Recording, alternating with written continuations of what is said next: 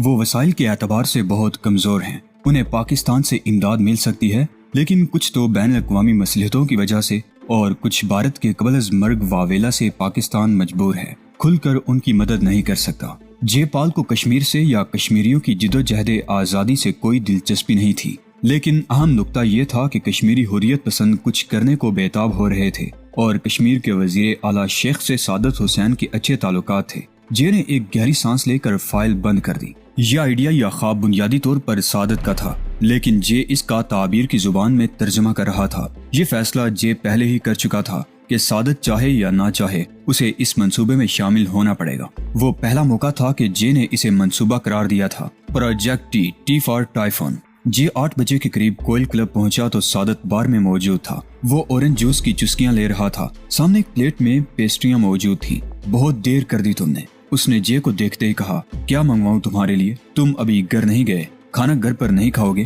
جے نے پوچھا۔ بس گھر پر ذرا بدمزگی ہو گئی ہے، اخراجات بڑھ رہے ہیں، انا بھی تنخواہ بڑھانے کا مطالبہ کر رہی ہے، ناجی مجھے کلب میں فضول خرچی کا الزام دیتی ہے، میں تو عاجز آ گیا ہوں۔ سعادت نے ایک سرد آب بھرتے ہوئے کہا۔ تم غیر شادی شدہ لوگ نہیں جانتے کہ کتنے خوش قسمت ہو۔ واقعی مجھے تو نہیں معلوم، میں تو شادی شدہ ہو کے بھی شادی شدہ نہیں تھا۔ دیکھو نا، تم لڑکیوں کے پیچھے کھلے عام بھاگ سکتے ہو، کوئی روکنے والا نہیں تمہیں، تم پر کوئی ذمہ داری، کوئی بوجھ نہیں۔ مالی پریشانی شادی شدہ آدمی کی کمر توڑ دیتی ہے۔ تم جو چاہو کر سکتے ہو، جب جہاں چاہے جا سکتے ہو۔ ممکن ہے تم ٹھیک کہتے ہو، موٹر بوٹ بیچنے کی کہیں بات کی تم نے، اگلے ہفتے اخبار میں اشتہار دوں گا۔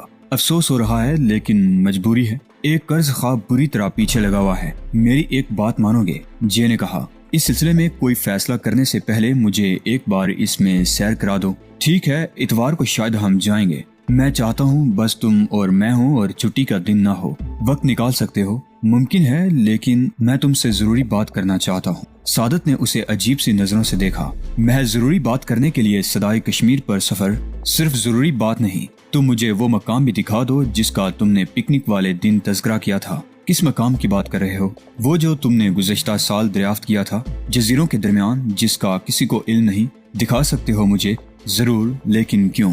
بس میں دیکھنا چاہتا ہوں۔ منگل کا دن مناسب رہے گا؟ سعادت نے اسبات میں سر ہلا دیا۔ منگل تک اسے کئی اور کام نمٹانے تھے۔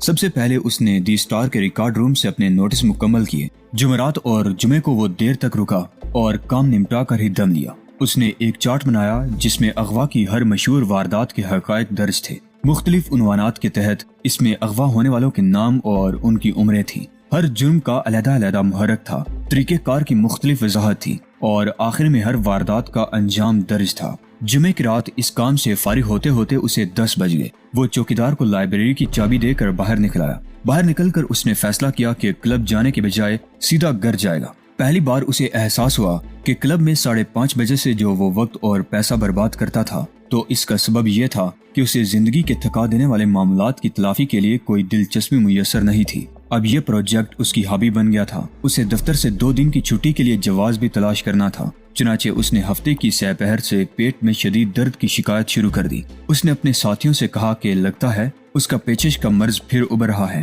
برسوں پہلے بینکاک میں اسے شدید پیچش ہوئی تھی۔ اس کے بعد سے تقریباً ہر سال گرمیوں میں اسے یہ شکایت ہو جاتی ہے۔ اس کا علاج بس یہ تھا کہ وہ چند روز آرام کرتا تھا اور ایمیٹین کی انجیکشن لگواتا تھا۔ اس روز اس نے دفتر سے جلدی چھٹی لی اور یہ بھی بتا دیا کہ ممکن ہے اگلے ہفتے کے دوران اسے چھٹیاں کرنی پڑیں۔ عام حالات میں چھٹیوں کے لیے میڈیکل سرٹیفکیٹ دینا پڑتا تھا، لیکن اسے یقین تھا کہ اس کی ملازمت سے رضاکارانہ دستبردار ہونے کی بنا پر مسٹر سو اس بار میڈیکل سرٹیفکیٹ پر اصرار نہیں کریں گے۔ اتوار کا دن اپنے جمع کردہ حقائق کو باقاعدہ ترتیب دینے اور ان کا تجزیہ کرنے میں صرف ہو گیا۔ پھر اس نے رینٹ ایک کار فون کر کے معلوم کیا کہ اسے 24 گھنٹے کے لیے کرائے پر کار مل سکتی ہے۔ اسی شام اسے کار مل گئی۔ وہ 2 سال پرانی فاکس ویگن تھی۔ اس کے لیے جو رقم اس نے جمع کرائی وہ اس پروجیکٹ پر اس کی پہلی سرمایہ کاری تھی۔ رات اس نے کار ایک پارکنگ لاٹ میں کھڑی کی۔ صبح وہ 6 بجے اٹھا اور تیار ہوا۔ اس نے 8x30 کی دوربین نکالی اور پھر جا کر کار نکالا۔ وہ کار میں بیٹھ کر بندرگاہ کے قریب واقع سرنگ کی طرف گیا۔ یہ سرنگ بمبئی کو پونا سے ملاتی تھی۔ سرنگ عبور کر کے اس نے پونا کے پرسکون مضافاتی علاقے کا رخ کیا۔ کہنے کو وہ علاقہ پونا کی حدود میں تھا، لیکن در حقیقت پونا سے کافی دور تھا۔ کواری ہیل سلیقے سے بنا اپارٹمنٹ ہاؤس تھا۔ کچھ فاصلے پر ایک اونچا ٹیلا تھا۔ وہ ٹیلے کی طرف چلا گیا۔ فاصلہ زیادہ تھا لیکن وہ دوربین کی مدد سے बखूबी कवारी हिल का जायजा ले सकता था। एक चट्टान के पीछे बैठकर उसने दूरबीन आंखों से लगा ली। 3 मिनट के जायजे के बाद वो कायल हो गया कि वहाँ हिफाजती इंतजामात बेहद मुकम्मल हैं। अहाते में दीवारों के ऊपर 10 फुट ऊंचा खारदार जंगला था। एक कमरा गेट पर था जो यकीनी तौर पर मुहाफिजों के कब्जे में था। जरा देर बाद उसे मुसल्ला पहरेदार भी नजर आ गया। उसे कोई मायूसी नहीं हुई, इसलिए कि उसका मंसूबा ही और था। वो 20 मिनट तक कम्प्लेक्स का जायजा लेता रहा। उस वक्त पहरेदारों के सिवा कोई नजर नहीं आ रहा था। 7:30 बजे उसने दूरबीन निगाहों से हटा दी। अब उसे कुछ और चेक करना था। वो कार में बैठकर उसी तरफ चल दिया जहाँ से आया था। कवारी हिल के सामने एक छोटा सा शॉपिंग सेंटर था और वहाँ एक सुपरमार्केट, एक पोस्ट ऑफिस और न्यूयॉर्क के फर्स्ट नेशनल सिटी बैंक की एक शाख थी। उसने गाड़ी एक तरफ पार्क की और इंजन बंद करके इंतजार करने लगा। अपार्टमेंट कम्प्लेक्स पाम के दरख्तों की वजह से नजरों से ओझल था, मगर इसमें कोई मजाइका नहीं था, इसलिए कि वो करीब से कम्प्लेक्स का जायजा लेना भी नहीं चाहता था। दुकानें अभी नहीं खुली थी, कभी कभी कोई कार गुजरती, इसके अलावा हर तरफ सन्नाटा था। 8 बजने में ठीक 5 मिनट थे कि सब्ज रंग की प्लाईमाउथ कवारी हिल के ड्राइव वे में मुड़ी। 2 मिनट बाद कार बाहर आई। वो सिर्फ चंद सेकंड के लिए कम्प्लेक्स की सिक्योरिटी चेक पोस्ट पर रुकी थी। ड्राइवर ने गाड़ी मेन रोड पर मोड़ने से पहले एहतियातन इधर उधर देखा और फिर गाड़ी कवारी हिल रोड पर ले आया। जे के लिए ये मोहलत बहुत थी। उसे कार की अगली सीट पर बैठे शख्स को पहचानने में कोई दुश्वारी नहीं हुई, जो सर झुकाए कुछ पढ़ रहा था। वो डेविड कैली था। जे ने अपनी कार सब्ज प्लाईमाउथ के पीछे लगा दी। कुछ देर बाद जे बंदरगाह के करीब वाक़े एक पार्क में बेंच पर बैठा था। दूरबीन उसकी आंखों से लगी थी। कोई उसे देखता तो यही समझता कि वो बंदरगाह का नजारा कर रहा है, लेकिन दर हकीकत उसका हदफ अमेरिकी कौंसलेट जनरल की इमारत थी। उसे इमारत में कोई दिलचस्पी नहीं थी। वो तो अंग्रेजी हरूफ एल की शक्ल की इस इमारत की एनेक्सी का जायजा ले रहा था। 8:21 पर सब्ज प्लाईमाउथ इमारत में दाखिल हुई और एनेक्सी के गैराज की तरफ चली गई। जे ने इस रूम में दाखिल होने से पहले ही प्लाईमाउथ को ओवरटेक कर लिया था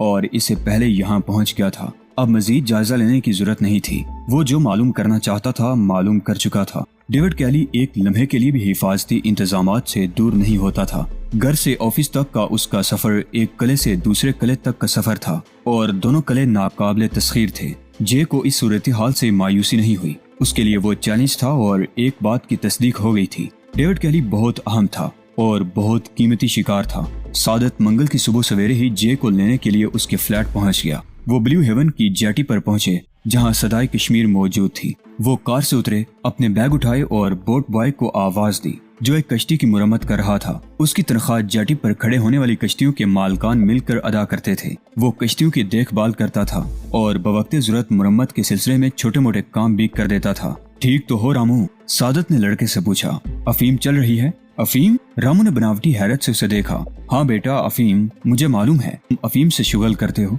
सादत ने कहा। फिर वो जे से मुखातिब हुआ। इतवार का दिन रामू के लिए बहुत मसरूफ होता है, इसलिए ये पीर को छुट्टी करता है। इसकी अफीम के शौक की हमें परवाह नहीं, बशर्ते कि ये काम ठीक करता रहे। रामू ने कुछ नहीं कहा। उसने दोनों के बैग छोटी कश्ती में रखे और उन्हें बैठने का इशारा किया। जे ने कश्ती में बैठने के बाद सादत से पूछा, अगर तुम कभी पीर की तफरीह का प्रोग्राम बनाओ तो अपनी बोट तक कैसे पहुंचोगे? ये तो रामू ही बताएगा। क्यों रामू? मेरी कश्ती यहाँ मौजूद रहती है, आप खुद इसे इस्तेमाल कर सकते हैं, रामू ने जवाब दिया। वो उन्हें सदाए कश्मीर तक ले गया। बोट में पहुंचते ही सादत ने दोनों डीजल इंजन स्टार्ट कर दिए। जे ने सैलून की तरफ जाने वाला दरवाजा खोला और दोनों बैग वहां पहुंचा दिए। जरा देर बाद कश्ती पानी में डोल रही थी। सादत ने उसकी रफ्तार कम रखी थी। वो जुनूब की तरफ सफर कर रहे थे। वो छोटा सा जजीरा गुजर गया जहां उन्होंने गुज़श्ता हफ्ते पिकनिक मनाई थी। अब वो खुले समंदर में सफर कर रहे थे। जे कॉकपिट में सादत के साथ खड़ा था। उसके हाथ में बियर की बोतल थी। दोपहर के वक्त वो मशरकी साहिल के करीब पहुंचे। वहाँ पानी में एक छोटी पहाड़ी थी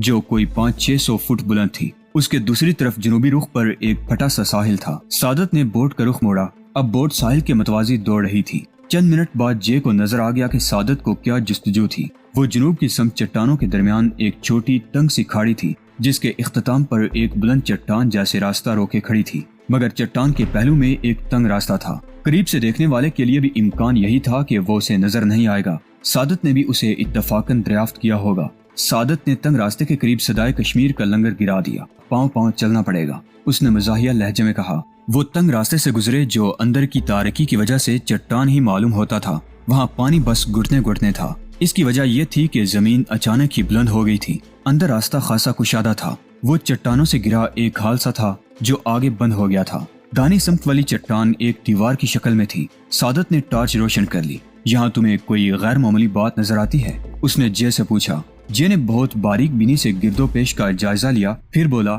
نہیں، غور سے دیکھو۔ سعادت نے مسکراتے ہوئے کہا۔ وہ صورتحال سے لطف لے رہا تھا۔ جے کو غور سے دیکھنے پر بھی کچھ نظر نہیں آیا۔ نہیں بھائی، مجھے تو کوئی غیر معمولی بات نظر نہیں آئی۔ سعادت نے دانی جانب والی چٹانی دیوار کی طرف اشارہ کیا۔ وہ بظاہر ایک پتلی سی دراڑ تھی جو غور سے دیکھنے پر بھی نظر نہیں آتی تھی۔ آؤ میرے ساتھ، سعادت نے کہا اور دراڑ کی طرف بڑھ گیا۔ جے کی سمجھ میں نہیں آ رہا تھا کہ اس دراڑ میں سے گزرا بھی جا سکتا ہے، لیکن قریب پہنچ کر اس کی غلط فہمی دور ہو گئی۔ دراڑ میں گھسا جا سکتا تھا۔ دراڑ میں سے گزر کر تو وہ حیران ہی رہ گیا۔ وہ بہت کشادہ جگہ تھی جس میں 500 افراد بھی سما سکتے تھے۔ یہ تو جادو ہو گیا۔ وہ بڑبڑایا، جانتے ہو یہ اسی اونچی پہاڑی کا حصہ ہے جو ابھی تم نے دیکھی تھی، یہ اسی کی کھو ہے۔ جے تو ششدر رہ گیا تھا۔ اس نے سعادت کی طرف دیکھا، وہ مسکرا رہا تھا۔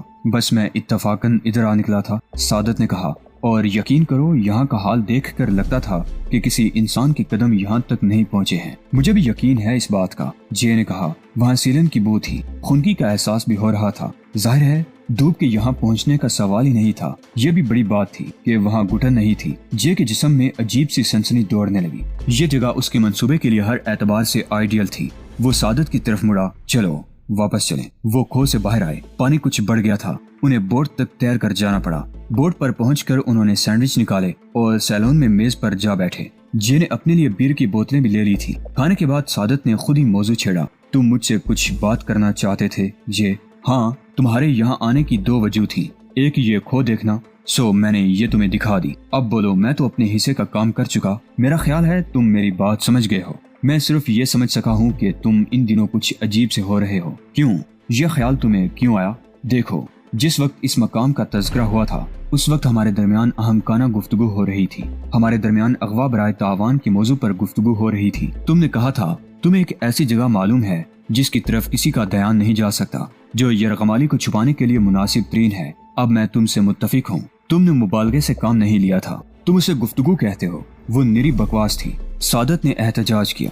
یہاں میں تم سے اتفاق نہیں کروں گا، خدا کی پناہ۔ تم سنجیدہ ہو؟ بھائی میں سنجیدہ نہیں تھا۔ دیکھو سعادت، اب مجھے چھوڑ کر پیچھے نہیں ہٹو۔ پیچھے کس چیز سے؟ اس خیال سے جو پکنک کے دوران تم نے میرے دماغ میں ٹھونسا تھا۔ میں اس وقت سے مسلسل اس پر غور کرتا رہا ہوں، بلکہ سچ یہ ہے کہ میں نے اس پر بھرپور کام بھی کیا ہے۔ میں اس نتیجے پر پہنچا ہوں کہ یہ کام کیا جا سکتا ہے۔ میں نے تمہارے خواب کو اپنایا، اسے حقیقت میں ڈالنے کی ترکیبیں سوچی، اور یقین کرو میرا منصوبہ ناکام نہیں ہو سکتا۔ تم کہاں کی ہانک رہے ہو؟ سعادت کے لہجے میں پریشانی تھی۔ میرا خیال ہے تم کسی حد تک اندازہ لگا چکے ہو، جے نے نہایت اطمینان سے کہا۔ خیر، میں تو 2 ٹوک بات کروں گا۔ میں کسی کو اغوا کرنا چاہتا ہوں، اور اغوا کرنے کے بعد اسے یہاں لا کر رکھنا چاہتا ہوں، اور مجھے تمہارے تعاون کی ضرورت ہے۔ خدا کی پناہ۔ سعادت نے بے چینی سے پہلو بدلا۔ کیا بات کر رہے ہو جے؟ اگر میں تمہیں قائل کر سکوں کہ میرا منصوبہ بے جول ہے تو میرا ساتھ دو گے؟ جے نے پوچھا۔ میں وعدہ کرتا ہوں کہ تمہیں قائل نہ کر سکا تو بات یہیں ختم کر دوں گا، اس لیے کہ تمہارے بغیر منصوبے پر عمل نہیں ہو سکتا۔